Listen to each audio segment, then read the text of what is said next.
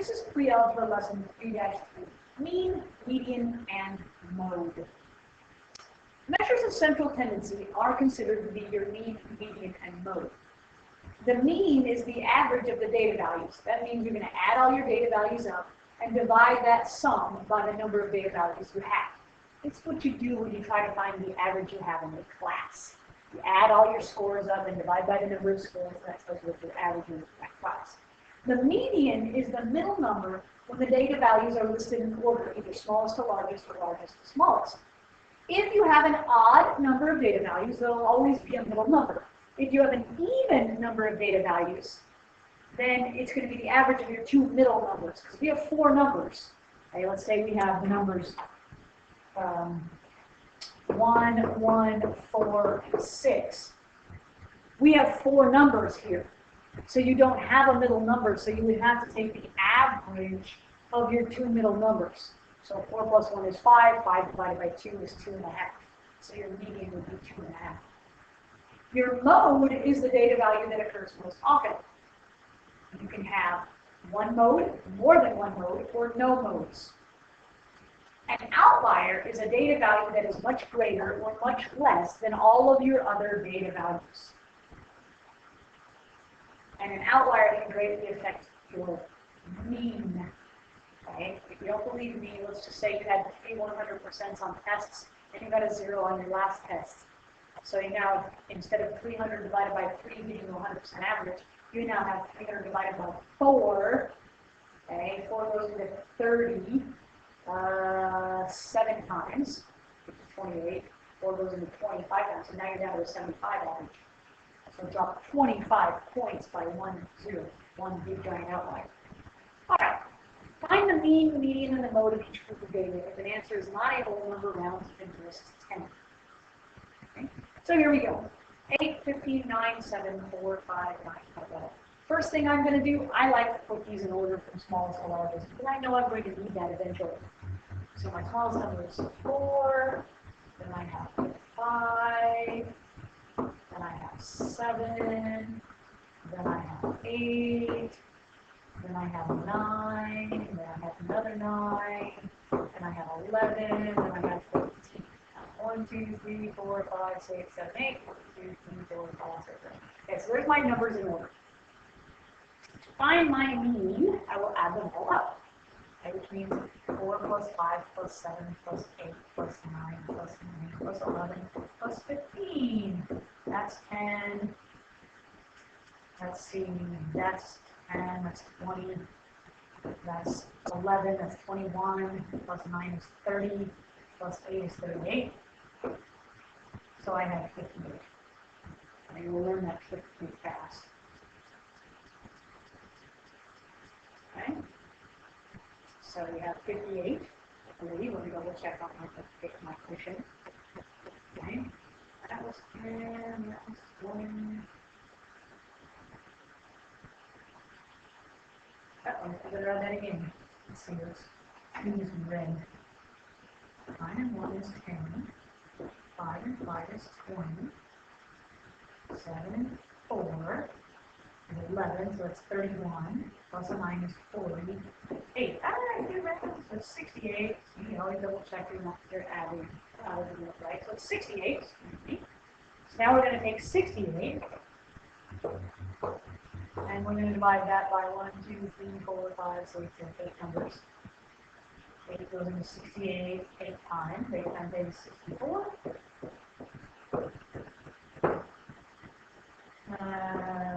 8 goes into 45 times, so it's 8.5. So my mean is 8.5. My median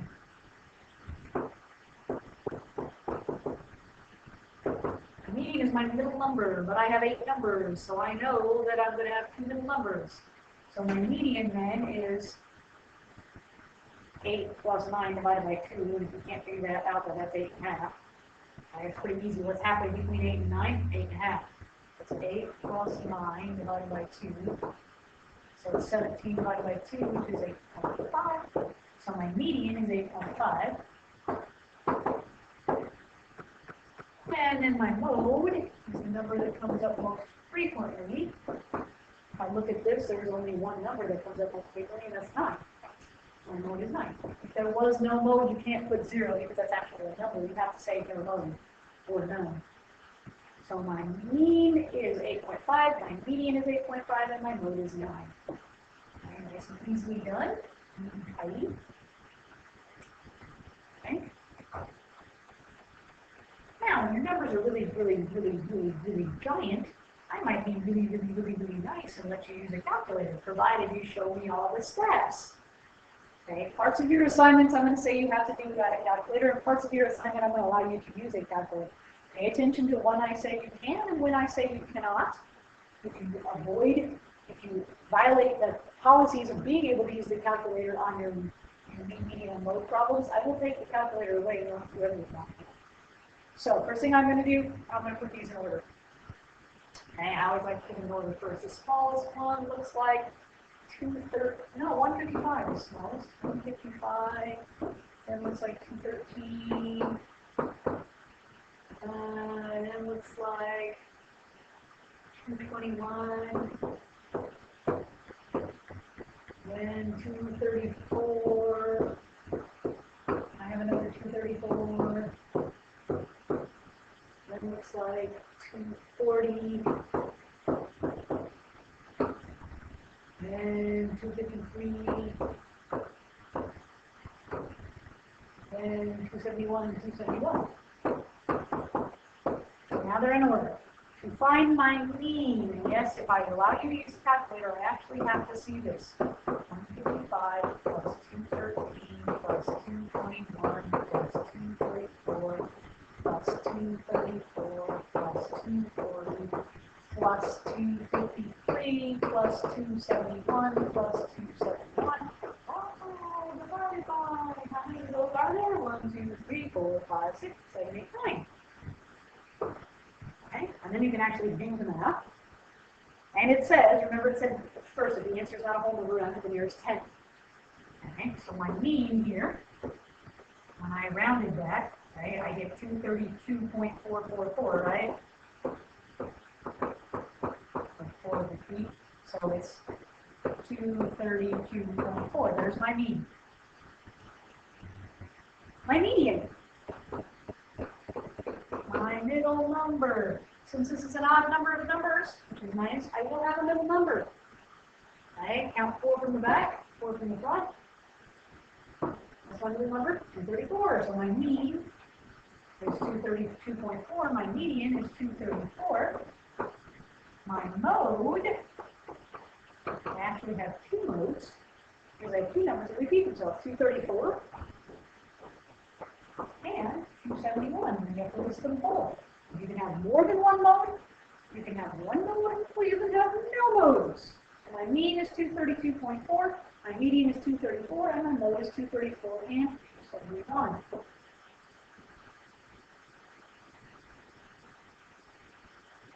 Okay? Incidentally enough, there is this thing called the range.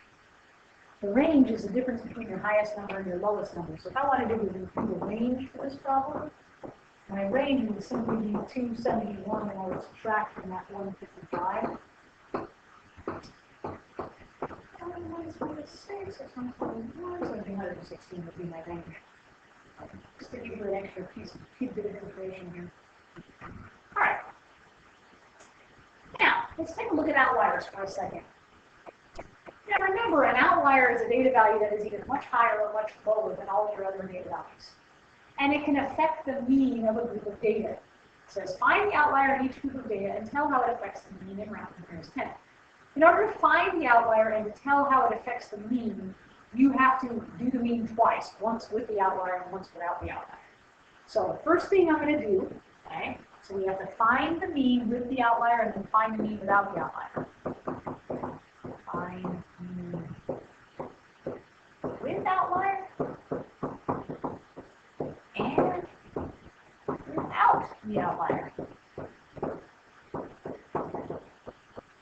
So here I go. First thing I'm going to do, put my numbers in order. 8, 9, 9, 9, there's 3 9s, 10.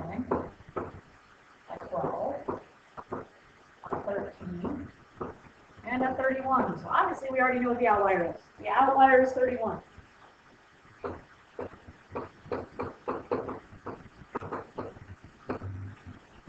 Alright, there's my outlier, 31. Let's see how it affects the mean. So let's do the mean without the outlier. Right. So let's do the mean, actually let's do the mean with 31. Okay, that means we would do 8 plus 9 plus 9 plus 9 plus 10 plus 12 plus 13, 13 plus 31. 1, 2, 3, 4, 5, 6, 7, 8. 1, 2, 3, 4, 5, 6, 7. And we divide that by 8, obviously. So you're going to get 70. No, anyway, 70, excuse me, you're going to get 101. Not the last digit. And if I add all that up, I get 101. Which gives me about 4.6. Now let's take that mean without outlier. Means we're going to do 8 plus 9 plus 9 plus 9 plus 10 plus 12 plus 13, but instead of dividing it by 8, we divide it by 7. We add all that up, we get 70 divided by 7, which means it's approximately 10. Alright, so my outlier changes my mean by 2.6. It raises it, doesn't it? My outlier raises my mean by 2.6. You might say, how did you get that? Well, all I did here was I took 12.6 and I subtracted 10 and I got 2.6. So my outlier made my mean go up by 2.6. Let's take a look at this second example over here. What is my outlier? Gee, I think it's 1. Okay, so my outlier is 1. Alright, put these in order. 1, 16. Actually, since all I'm doing is doing the outlier, I really don't even have to put the numbers out, and I'm not looking for the median. So I'm not going to put it in there. I'm just now going to add them together. So with outlier, it's going to be 1 plus 17.5 plus 18 plus 19.5 plus 16 plus 17.5. And divide all of that by 1, 2, 3, 4, 5, 6. So with the outlier, that's 89.5 divided by 6 will be 14.9 approximately, when you round it. Without the outlier, I'm going to leave the 1 off, so it's going to be 17.5 plus 18 plus 19.5 plus 16 plus 17.5 divided by 5. So instead of 89.5, it should be 88.5 divided by 5, which is 17.7. So that little 1 changes my mean quite a bit, doesn't it? Without my outlier, my mean is 17.7. With my outlier, my mean is 14.9. So 17.7 minus 14.9 is a difference of 2.8. So my outlier lowers my mean by 2.8. So if you want to see how your outlier affects your average, you have to do the average with the outlier and without the outlier and see if it makes the if the outlier is smaller than the rest of the numbers, it's going to lower your average. If your outlier is larger than the rest of your numbers, it's going to raise your average. Okay, now when it comes to measures of central tendency, the best measure is the one that represents the information given in a fair and accurate way. And if you have a lot of outliers, or if you have an outlier that's really, really out there, like the outlier of 1, Okay? It's really going to affect your mean. So you're probably not going to want to use mean as your measure of central tendency. So there's some specific rules to follow here. The mode is the best and only way to represent data that are non-numerical. You might say, I don't understand what you mean by non-numerical data, Mrs. Sheila. Well, non-numerical data means this. What's your favorite color? That's not numerical. If you go around and poll people and say, what's your favorite color, and you just keep little tally marks, then obviously the favorite color is the one that comes up with the most tally marks. It's non-numerical data. It's just tally marks. It's just a frequency. The mean is the best for representing data that do not have an outlier. If it does not have an outlier, then mean is your best measure of central tendency. The median is the best measure for numerical data that does have an outlier. Okay, and an outlier has to be quite a bit bigger and quite a bit smaller. Or quite a bit smaller. Now, which measure of central tendency best describes each situation and why? Okay. The monthly amount of rain for a year. Okay. Well, let's see. It depends on where you live. Because in some places there's the rainy season, and then there's the non-rainy season. Okay, but let's just say we live in an average area. If that's the case, you're probably going to do mean because you're less likely to have an outlier.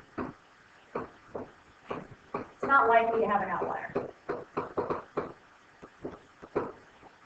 I think so. Have an outlier.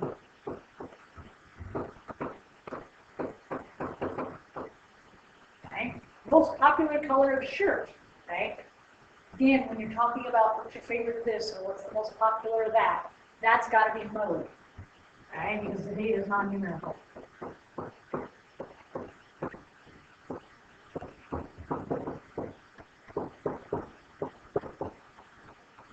Times school buses arrive at school. Okay?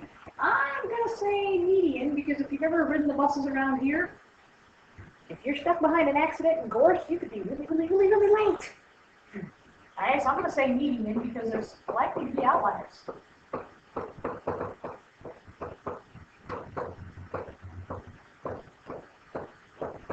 I mean, most of the time, they arrive between 8 and 8:15, but sometimes we get those buses that arrive at 8:30 because they're stuck behind a car accident, or they're stuck behind traffic. Number of legs on animals in the zoo. Okay. What type of animals you're talking about? I'm thinking you might look at this and go, oh, you got to use median because you can look at things that have lots of legs like centipedes.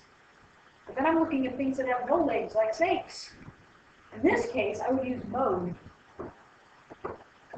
Okay, because it's not really numerical. Again, it's kind of like the favorite shirt thing.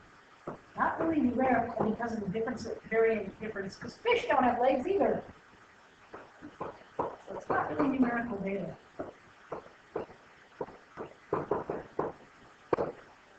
Favorite digits from 0 to 9.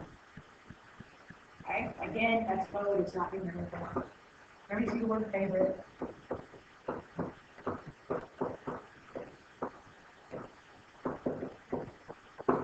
Okay. Number of days per student that students are absent from school. That's going to be median. You're going to have some students that are never absent from school, and those students who just have a terrible immune system and they're absent quite a bit from school, or they got in a horrific accident and they end up in bed for 3 weeks. All right, so I would say median because there's most likely an outlier.